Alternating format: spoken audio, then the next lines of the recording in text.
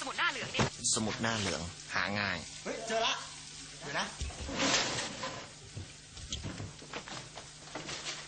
แกหาอะไรอ่ะมันหาอะไรอ่ะหามือถือไงจะโทรหาทาง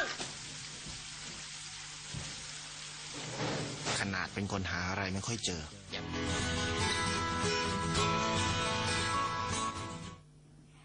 Ya pemirsa Happiness, tentu saja Anda masih bersama kami di satu program yang memberikan inspirasi baru mengenai arti kata happiness.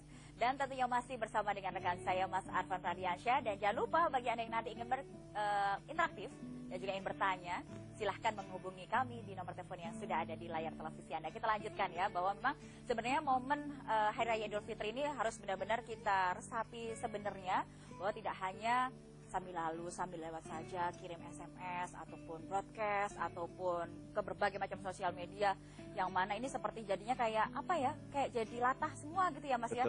Emang lahir batin segala macam, tapi sebenarnya intinya atau maknanya adalah, silahkan kembalikan kembali hubungan yang mungkin dulunya yang kurang baik, dikembalikan menjadi yang lebih baik lagi. Betul, skornya harus 0-0. 0-0, bener. Misalkan dulu 7-0 gitu kan. Jangan sampai timpang sebelah gitu kan. Nah, kita bisa lanjutkan kembali seperti yang tadi sudah dijelaskan oleh Mas Arfan sendiri, bahwa memang ada 6 language ya. Ada 6 ekspresi untuk meminta maaf. Walaupun sebenarnya kalau misalkan dari hati ini kita tidak bisa mempelajari, sebenarnya otomatis ya. Tapi ini kita harus mempelajari. Karena permintaan maaf yang 6 itu boleh jadi cocok untuk orang yang berbeda gitu. Oh, oke. Baik. Misalnya buat istri saya nih, contoh nih ya. Kalau istri saya itu paling cocok dengan permintaan maaf yang kedua ini. Oh, baik. Tadi yang pertama adalah kalau yang pertama kan mengatakan, mengekspresikan penyesalan. Ya. Kalau sama istri saya itu harus yang nomor 2. jadi kita tahu nih ya, berempati.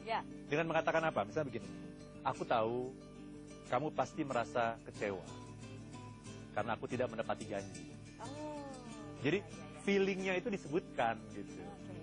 Itu namanya berempati ya. Aku tahu kamu pasti merasa sakit karena perlakuan aku kepadamu tadi siang. Aku tahu aku sudah melukai hatimu. Gitu. Semacam itu.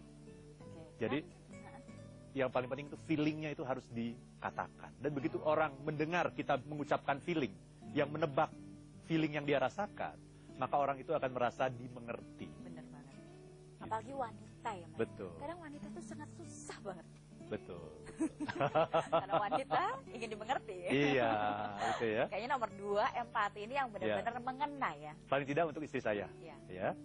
Nah, kita lihat lagi yang ketiga ya sekarang ya. Baik. Nah, cara mengucapkan permintaan maaf yang ketiga adalah dengan menerima tanggung jawab. Menerima tanggung jawab. Ya. Ekspresinya begini. Saya mengatakan, aku memang salah. Aku memang salah. Ya. Aku memang salah. Mestinya aku bertanya dulu, tidak langsung menuduh kamu. Aku memang salah. Mestinya aku mengklarifikasi terlebih dahulu. Tapi kok aku malah langsung menuding kamu yang melakukan kesalahan itu. Itu namanya... Itu kayak ngelempar kesalahan ke diri kita sendiri dulu gitu ya Mas? Bukan, bertanggung jawab. Memang saya yang salah. Memang saya yang salah. Karena kecenderungan manusia kan, telunjuknya kan keluar. Gitu kan? Sebenarnya 4-4-nya ada di kita. Nah, itu yang seringkali kita lupa. Ya, jadi itu. Menerima tanggung jawab. Ya. Yang keempat adalah memberi tebusan. Jadi begini. Ini lucu banget ya. Gimana? Iya, misalnya begini. Kalau misalnya saya membawa kopi gitu ya, ini contoh saja ya, menumpahkan baju kopi. Ya. Padahal baju kopi itu mahal gitu. Baru pula. Nah, pertanyaan apakah cukup kalau saya hanya mengatakan maaf ya kopi gitu? Mungkin nggak cukup kan? Benar. Nah, tapi saya harus mengatakan, ini yang namanya memberi tebusan. Saya mengatakan, apa yang harus saya lakukan? Mohon maaf kopi, apa yang bisa saya lakukan untuk memperbaikinya gitu. Apa? Kopi maunya gimana? Apakah mungkin kita ganti atau mungkin saya akan membawa ke laundry dengan biaya saya gitu. Seperti itu yang namanya minta tebusan. Termasuk kalau misalnya kita sudah melukai hati orang lain gitu ya, misalnya di depan umum gitu ya. Kita perlu minta maaf dan kemudian menanyakan, apa ya yang bisa saya lakukan? Menurut kamu apa yang bisa saya lakukan untuk memperbaiki kamu misalnya yang sudah dipermalukan di depan umum? Mungkin akan mengatakan sebaiknya kita minta maaf di depan umum misalnya. Jadi sama bebas ya. Iya, supaya semua orang yang sudah mendengar kita mengatakan sesuatu yang tidak baik mengenai orang lain itu bisa jadi kembali mempunyai persepsi yang baik gitu ya. Itu namanya memberi tebusan. Yang kelima adalah dengan tulus bertobat.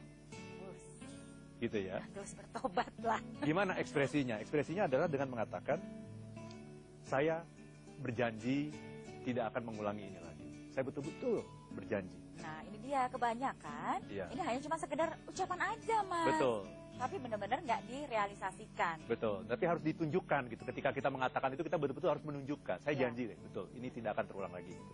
Oke. Ya. Yang terakhir, yang keenam adalah memohon pengampunan. Itu terakhir. Apa itu memohon pengampunan? Memohon pengampunan adalah dengan mengatakan, Poppy, maukah engkau memaafkan saya? Gitu. Gitu. Jadi minta maafnya tuh kayak diminta gitu. Permohonan maafnya itu saya memohon gitu. Maukah kamu memaafkan saya gitu. Dan itu akan sangat bagus juga karena itu memberikan keleluasaan kepada orang yang telah kita sakiti itu untuk menentukan mau memaafkan atau enggak.